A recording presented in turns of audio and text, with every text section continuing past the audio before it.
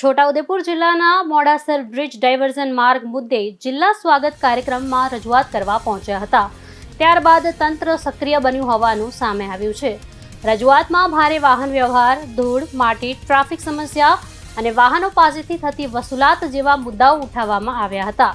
મળતી માહિતી અનુસાર રજૂઆત બાદ મામલતદારે અને એસડીએમ દ્વારા આ સ્થળ મુલાકાત કરી પરિસ્થિતિનું નિરીક્ષણ કરવામાં આવ્યું હતું. ત્યારબાદ કેટલાક માર્ગોને તાત્કાલિક ધોરણે બંધ રાખવા માટે સૂચનાઓ આપવામાં આવી હતી. સાથે જ સ્થળ પર પોલીસ સ્ટાફને પણ ડ્યુટી માટે મૂકવામાં આવ્યો હોવાનું ચર્ચાઈ રહ્યું છે.